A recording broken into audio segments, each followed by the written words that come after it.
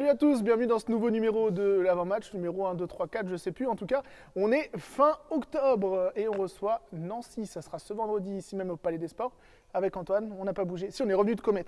On est revenu, ouais, on reprend nos habitudes à la maison. On va commencer en revenant forcément sur le dernier match. C'était celui face à Cherbourg, défaite de 4 buts pour nos Bleus qui étaient encore amoindris. On va vous montrer hop, quelques images, encore très amoindris, mais ça fait 0 point à l'arrivée. Il n'y Ouais, a pas de primo blessé. Pas de primo blessé, c'est déjà ça. On va essayer de se réjouir de quelque chose de ce match-là. Maintenant, ouais, un peu de déception. Je pense qu'on l'avait coché comme une victoire. On pensait ramener les points de Cherbourg.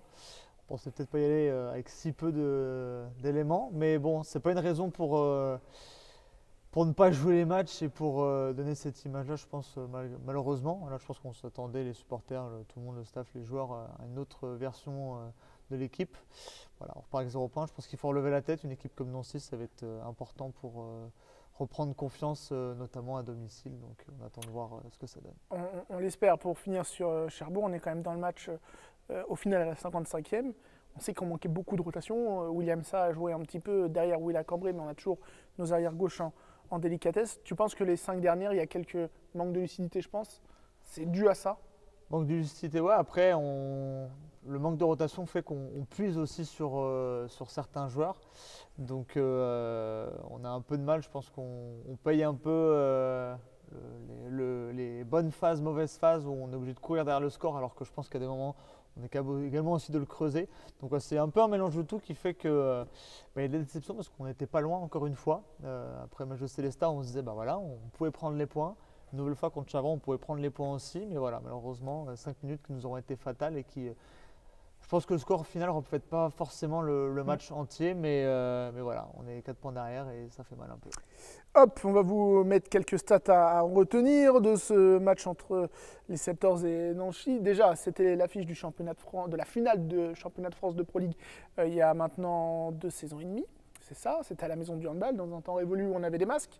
Ça a été aussi la meilleure perf du club de l'histoire en Coupe de France, un quart de finale. C'était encore avant, c'était en 2019. Et la dernière stat, et ça c'est plus pour les Septors, on est à 2 défaites de suite. 3 défaites de suite, c'est plus arrivé en Pro League depuis février 2019. À l'époque, on avait enchaîné 5 défaites en championnat de suite. Dans une situation similaire, on avait beaucoup de blessés à l'époque. Ça serait plus que problématique quand même ça serait effectivement problématique, notamment dans l'optique de la première place. De la première place surtout. Si on veut passer, on va dire Noël un peu au chaud, en haut du classement, ça serait bienvenu de gagner à domicile contre Nancy. Maintenant, voilà, on espère que le jamais 203 il ne fonctionnera pas vendredi soir et que nos Septors ont prouvé que ce n'est pas les 2 dernières prestations qui montre que l'équipe est un peu en dessous. Je pense qu'on a les capacités, avec tous nos joueurs, hein, les forces vives en présence, de faire quelque chose. Donc voilà, c'est l'occasion à la maison de relever vraiment la tête et d'engranger des points et surtout de la confiance. Hop, le duel qu'on vous met à l'écran, on a choisi un duel d'ailier puisque c'est 2 joueurs plutôt en forme. Adrien Dubois du côté de Nancy qui est le meilleur réalisateur nancéen, le 2e meilleur réalisateur nancéen depuis le début de saison. Arthur Péco en face parce qu'on a vu qu'au final, peut-être que nous on n'utilise pas encore assez les ailes. Comment tu l'expliques ça, que notre jeu il est quand même assez central? Le fait déjà d'avoir pas mal de joueurs blessés de la base arrière, c'est que du coup, il faut reconstruire aussi quelque chose avec les joueurs qu'on a. Et du coup, le projet de jeu, il est un peu laissé défaut au dépourvu des joueurs qu'on a. Donc voilà, ça peut expliquer ça. Maintenant, Arthur, il fait un beau début de saison. C'est assez plaisant à voir, notamment sur les 2 dernières rencontres. On sent que il prend son rôle à cœur dans joueur d'expérience. Hein, voilà, il vient de Dijon et puis il a prouvé de belles choses. Et je pense qu'il va encore plus exister, notamment dans ce club des Septors. Donc on lui souhaite d'exploser encore plus aux yeux du public. Maintenant, il va falloir donner autre chose collectivement pour qu'effectivement Arthur essaie de briller sur son aile. Et pas que sur son aile. Qu'on le voit également, on le voit un peu défensivement utilisé sur des postes de numéro 2. Donc c'est intéressant. Et en tout cas, on sent que lui se donne à fond et ça fait plaisir à voir. L'historique des rencontres, hop, je vous le balance. On est sur une belle série contre Nancy, sauf le dernier match. Les 8 dernières rencontres, ça fait 7 victoires Septors, une victoire contre Nancy. Nancy qui n'a plus gagné chez les Septors depuis très longtemps. Ça aussi, c'est la loi des séries, on y voit quelque chose. Ça a souvent été des duels de haut de tableau. Là, c'est un duel 8e contre 10e. Ouais, après, ça restera un bon match. Hein. Nancy, quand on regarde l'effectif au complet, ça fait ça peut faire rêver. Ouais. Donc méfiance vraiment contre cette équipe de Nancy. Et voilà, je pense qu'il faut reprendre un peu les fondamentaux, s'appuyer sur ce qui fonctionne bien depuis le début de la saison pour nos Septors. Qui est pour toi? Voilà, on avait trouvé depuis une stabilité avec la relation base arrière, base avant, notamment avec le pivot, ça fonctionnait plutôt bien. Le jeu rapide, montée de balle, jeu de transition qui a plutôt bien fonctionné ce début de saison. Oui, on est obligé de se préserver par le manque de rotation.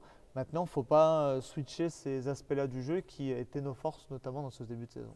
On parle un peu classement, on le disait tout à l'heure, on est 8e et Nancy est 10e. Tout en haut, Dijon et Frontignan ont tous les deux 12 points, Célestat 10, Caen 9, Cherbourg 9, Ponto 8, Valence 7, nous 6, Cournon 5 et Nancy 4.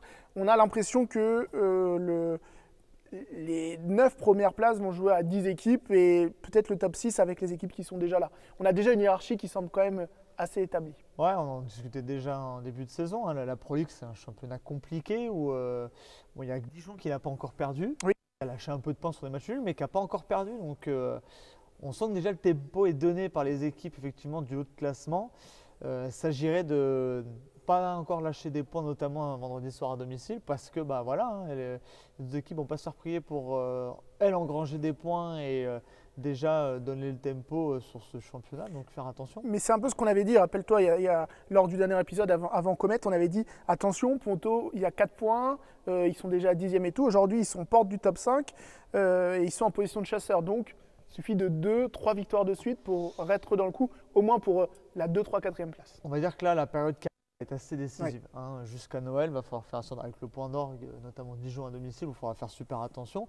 Mais déjà, les matchs qui vont arriver, il va falloir les prendre un par un sérieusement et pas lâcher des points très rapidement parce que nos concurrents sur le haut de classement, eux en tout cas, ils font de cadeau à personne et ils engrangent les points. Exactement, hop, je te montre la journée du coup de cette J8 ou 9, je ne sais plus, G8, puisque la G6 c'était il y a 2 journées. Caen Célestat, Cournon Valence, Dijon Massy, Frontignan Besançon, Ponto Pau Bière et Sarrebourg Valence. Un match à sortir de ça. Allez, on va dire le Caen Célestat, qui, à mon sens, va être important, surtout pour nous. La défaite contre Célestat fait que du coup, on les a un peu relancés également dans leur championnat et que quand à domicile, ça va faire tomber pas mal d'équipes, un peu comme on voit Valence là, qui embête pas mal de monde dans ce début de saison. Donc je pense que le Caen Célestat, il va être intéressant à regarder. Et nous, le match intéressant à regarder, ça sera Septors Nancy. C'est ici même, vendredi, à partir de 20h. Il y a des places encore à 6 €. Venez, il va faire froid dehors. Et en plus, on vous a fait un petit code promo pour les meilleures places avec le code vacances au pluriel. Vous avez les catégories à 9 €. Et donc ça, c'est plutôt intéressant pour venir en famille. Merci Antoine. Merci Corentin. On se retrouve en petites vacances là, parce qu'il n'y a pas de match le 8.